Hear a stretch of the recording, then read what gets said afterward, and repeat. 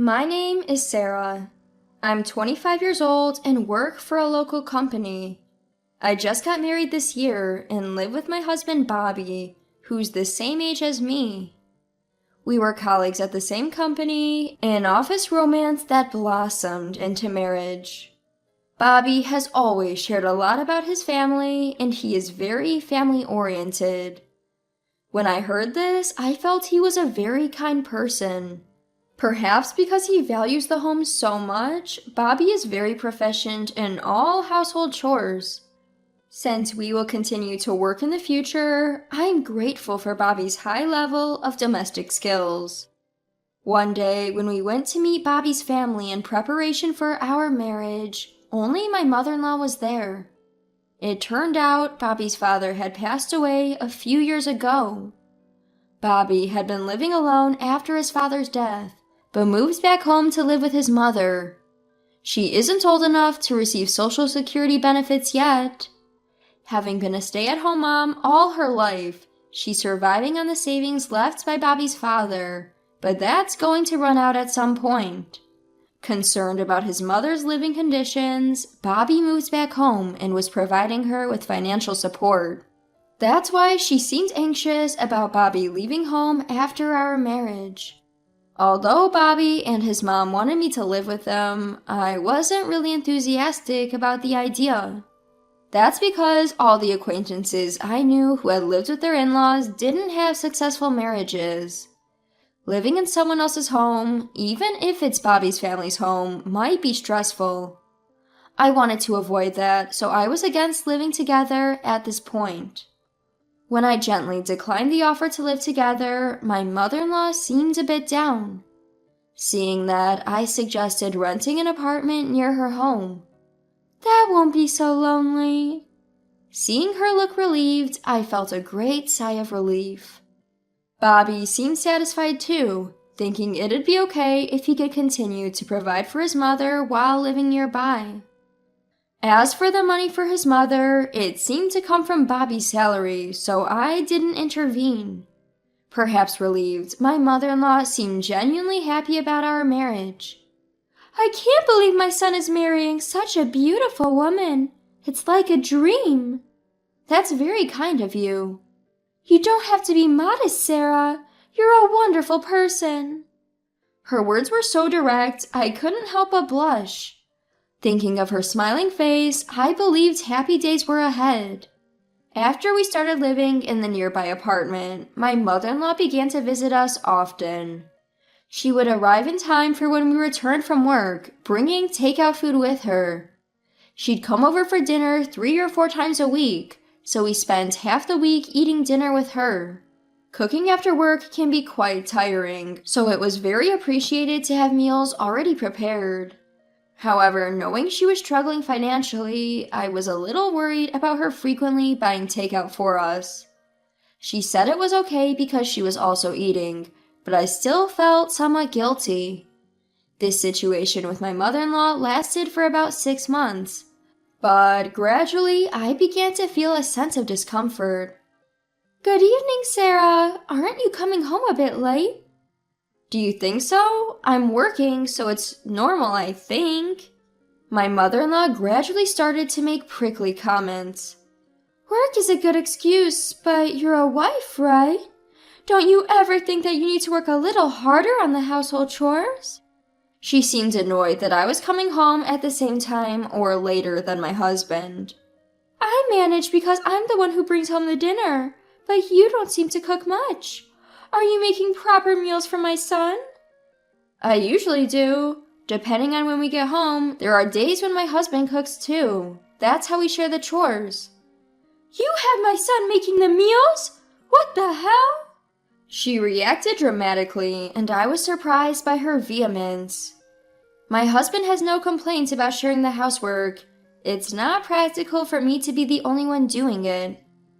My wry smile and response seemed to rub her the wrong way, and she turned sour. Don't laugh it off. As a wife, you have to be more proactive in doing the household chores. Although my mother-in-law continued to deliver deli food to our house, I wondered if she was doing her own housework, but I didn't voice my suspicions. "I've been delivering dinner to your place for half a year now, but you don't do anything for us." I appreciated her bringing us food, but I never asked for it. Besides, she eats what she brings over to our place. She doesn't wash the dishes we use, I do that, so she must have some leisure too. I thought she was being kind by doing this, but that wasn't the case. She was trying to find a reason to have me do the housework at her place. But I didn't actually ask for it. "Don't repay kindness with ingratitude. Instead of saying unnecessary things, help out with our housework a little." "I have a job, so that's quite difficult." "You're so arrogant, even though my son earns more. Don't get carried away just because you're working." My mother-in-law probably doesn't know about my husband's income. Of course, I haven't even told my husband about my income, so she wouldn't know about it either. She was assuming from old thoughts that the man must be earning more. I was astounded by her outdated way of thinking and didn't even feel like arguing. At that moment, my husband came home. "I'm home. Mom, you're here." "Oh, Bobby, I brought dinner again today, but I'm going home now." "You're leaving today? I always feel bad for having you bring us deli food. Thanks. Oh, and here's the money for this month." "It's okay. Thanks for the money. Well then, see you later, Sarah." "Yeah, see you." With that, my mother-in-law left, wearing an insufferably sarcastic smile. To make matters worse, she never speaks ill of me in front of my husband, Bobby. It would be easier to explain the situation if she did the same in front of him, but she doesn't. She always played the good mother in Bobby's presence. Despite thinking that Bobby might not understand my mother-in-law's true nature, I reported what she has been saying to me. Can we talk?" What's up?" "Your mom has been quite harsh on me lately. Today again, she told me to come over and do the housework."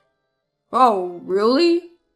"I have my job and I'm tired every day, so when I said I couldn't, she got angry." Bobby didn't quite seem to get what I was saying. "Well, my mom just cares a lot about you, Sarah. Maybe she was just being a bit strict." With a carefree look, he continued, "She just wants you to be a good wife for me, Sarah. You should be grateful." Even after explaining what was being said to me, Bobby didn't understand. Far from it, he started to argue that his mother was right. He affirmed his mother's actions and didn't take my concerns seriously. Feeling that further discussion was futile, I decided not to bring up my mother-in-law anymore. "Hey, Sarah, is this apartment owned by your parents?" My mother-in-law, who had come over to our house as if it were the norm, suddenly said this. With Bobby out shopping, she started whispering, which made me uneasy. In reality, we were living in an apartment owned by my parents, but I had never mentioned that to my mother-in-law.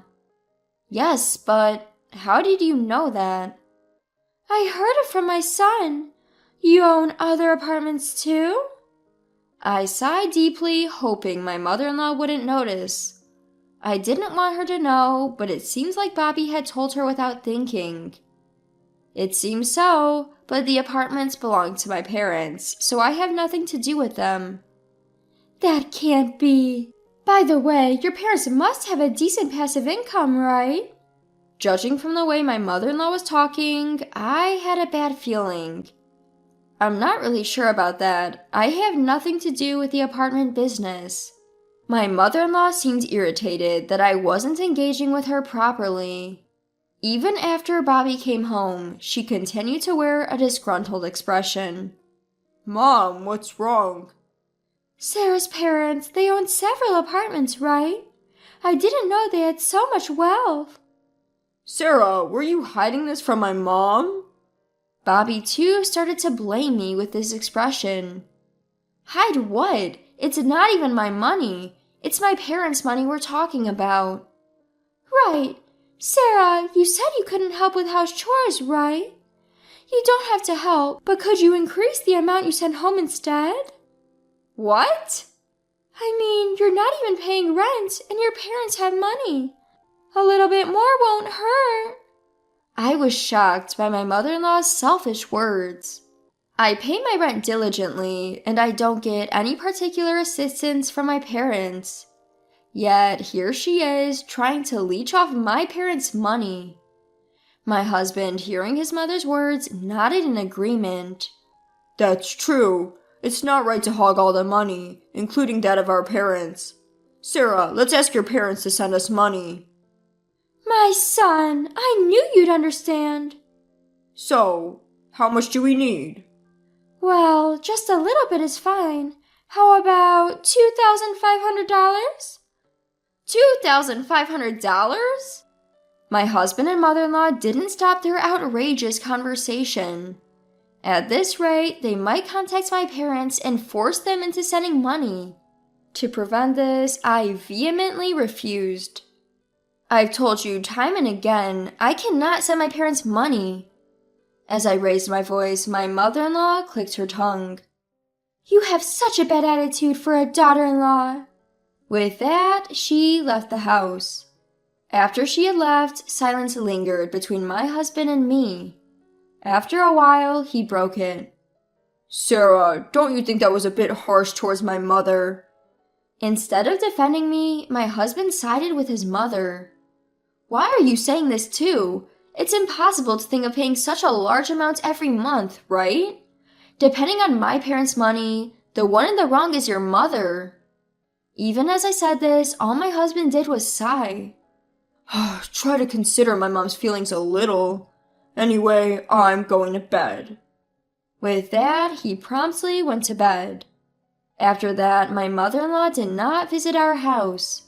She probably didn't want to see my face. Instead, she started calling often. The calls were always about sending money.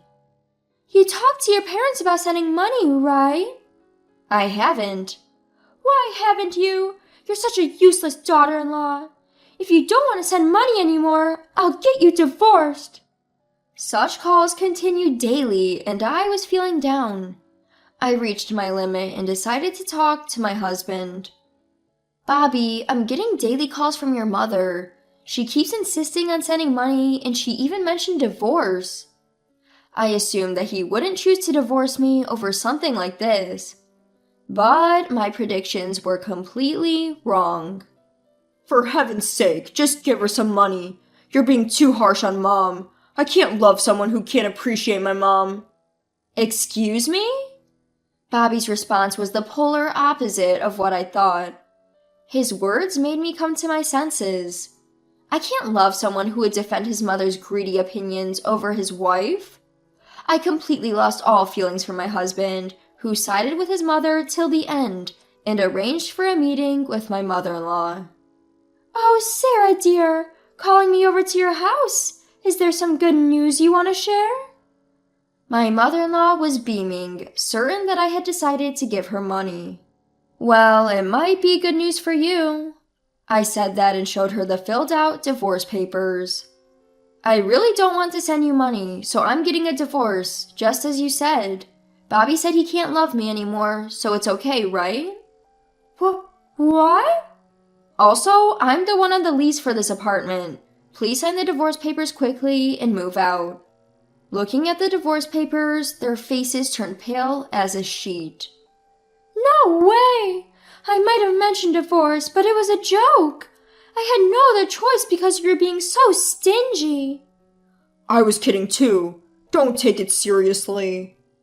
The two of them, desperate for money, were pathetically making excuses. Not a single apology was directed towards me. I felt nothing for these two who only thought about themselves. I see, but it was you who suggested the divorce, right? I just followed through. As they realized that I was serious about the divorce, the two of them started to get frustrated. All you had to do was cough up the money. I can't stand that self-righteous attitude of yours. Cut it out. Facing the two of them who started shouting, I showed my phone and said, I've recorded everything you've said. I might be able to get some compensation if I take this to a lawyer. Or should I call the police right now? Upon realizing I had evidence, they quieted down instantly. Realizing his fate, Bobby filled out the divorce papers, packed his belongings, and left, never to return to this house again. But my mother-in-law was a different story. After the divorce was finalized, I started living freely. Bobby moved back to his parents' house. My ex-mother-in-law, seemingly desperate for money, started berating Bobby, who divorced me. I sometimes ran into Bobby at work, and he always looked exhausted. She started stuffing my mailbox with papers scrawled with nasty words, and even scratched my apartment door. What is this? I'm sure it's her. I was enraged when I discovered this. The security camera had clearly captured my ex-mother-in-law's harassment. I didn't hold back and reported this to the police, providing the footage as evidence. The police, aware of my ex-mother-in-law's rants at home, promptly issued a restraining order. Of course, I'm also billing her for all the repair costs for the apartment. Living off her husband's savings, my ex-mother-in-law couldn't afford the repair bill and ended up making Bobby pay it. Feeling responsible for the divorce, Bobby is dutifully paying in installments. After this failed marriage, I had been pessimistic about love. However, 2 years after my divorce, I found a new partner. We were dating with marriage in mind, but I didn't want any money-related issues to arise later. Actually, my parents own an apartment building. I don't get any of the money, but my ex tried to force me to give him some, and we ended up getting divorced. Wow, that's something. It belongs to your parents, right? How greedy can someone be? It's good that you got out of there safely. Hearing my current partner's opinion, I feel truly relieved. Not everyone thinks like my ex-husband and ex-mother-in-law. I want to forget those past mistakes and look forward to starting a new chapter in my life.